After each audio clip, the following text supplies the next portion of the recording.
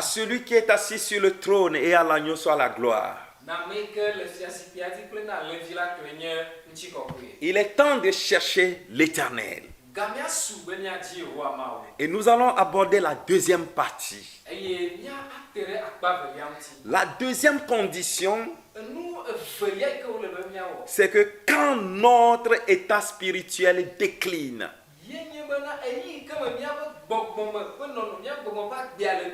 nous devons chercher l'Éternel.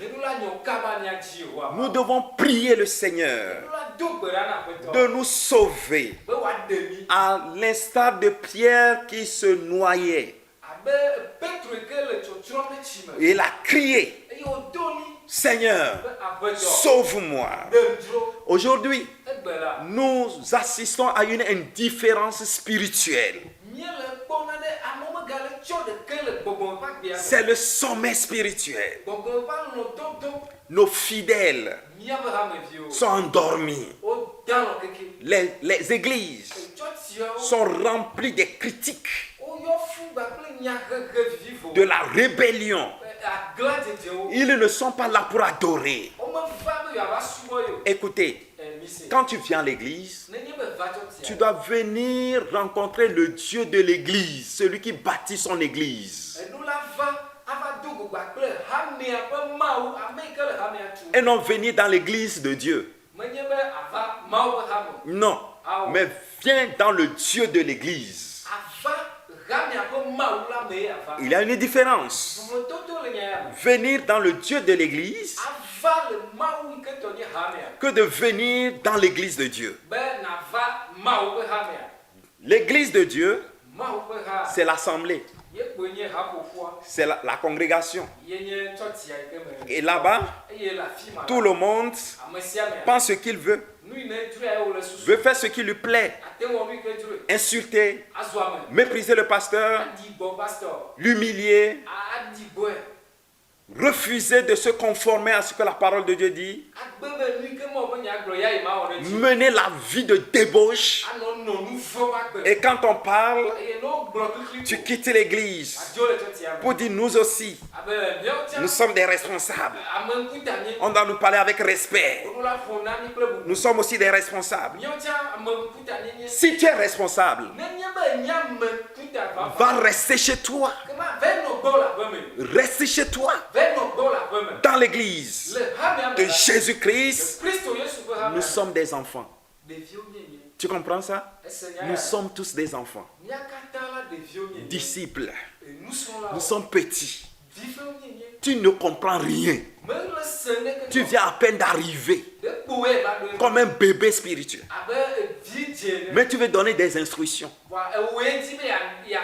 Qu'est-ce que tu connais? Qu'est-ce que tu connais de Dieu? C'est tout comme un étudiant en médecine, juste dans son premier mois en médecine, veut instruire son professeur dans le domaine. Nous sommes là étudiants avec le piano qui t'a fait demain. Pour évacuer doit dire considère vélo pour y avoir maman mais action doit y avoir c'est possible? Écoute, nous assistons aujourd'hui à un désordre spirituel dans l'église. Les diacres veulent commander le pasteur. Et quand le pasteur dit ça ne se passe pas comme ça, c'est de la rébellion. Les diacres veulent contrôler toutes choses. Et ils veulent même faire le salaire au pasteur. Le message que doit prêcher le pasteur, c'est les diacres qui doivent approuver cela. Les moniteurs aussi se surestiment. Le groupe musical se surestime. Écoutez, le jugement de Dieu est proche. Tout cela révèle que notre vie spirituelle décline. Les premiers disciples ne l'ont pas fait comme ça. Aujourd'hui, la vie de prière n'est plus efficace à cause du péché dans l'église. Les avortements, c'est dans l'église. La fornication, c'est dans l'église. Des grossesses indésirées, c'est dans l'église. Les jeunes qui quittent l'église pour aller se marier avec les païens, les païennes. Des hommes mariés qui épousent encore de nouvelles femmes dans le foyer. Notre vie spirituelle décline. La vie de prière, non. L'étude biblique, non. Alors que dans la parole de Dieu, les disciples, au début de l'église, la Bible dit, tous étaient assidus au temple. Ils suivaient l'étude biblique. Ils recevaient les enseignements. Aujourd'hui, le salut des âmes ne nous préoccupe plus. C'est l'indifférence. Il est temps de chercher l'Éternel. Examinons nos voies. Défrichons-nous un cœur nouveau. C'est ce que l'Éternel dit. Nous devons défricher un cœur nouveau. L'Éternel nous appelle à la repentance. Et aujourd'hui, nous devons chercher l'Éternel. Lorsque nous voyons que nous sommes en train de suivre Jésus de loin, comme Pierre qui suivait Jésus de loin pour aller même s'échauffer au feu des ennemis de Jésus.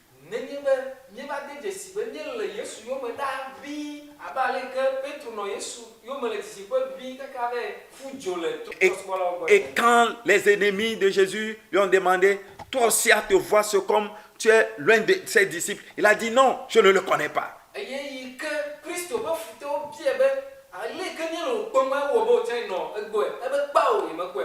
Quand vous déclinez, votre zèle refroidit, vous risquez de vous retrouver auprès du feu étranger des ennemis de Jésus.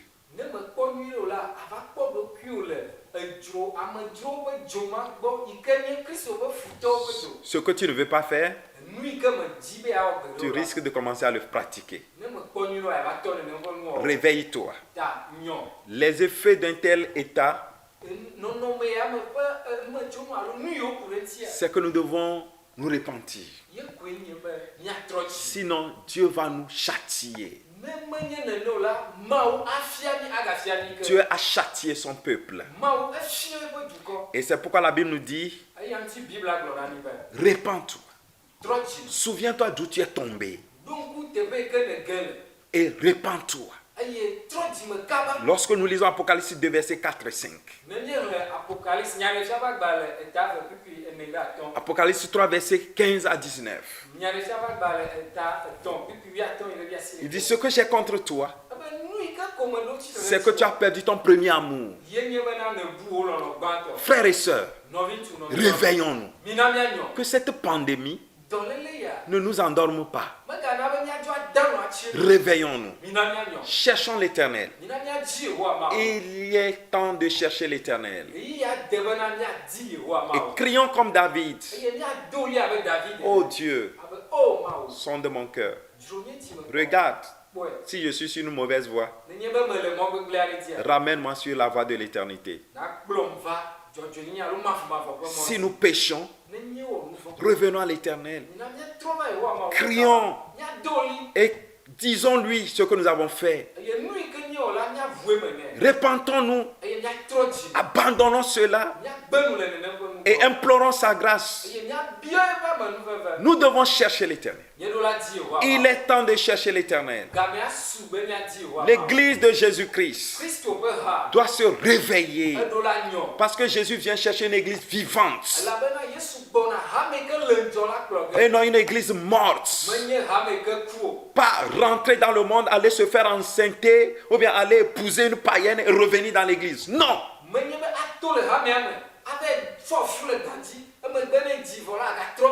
Et quand les responsables veulent déplorer cet acte, tu quittes l'église.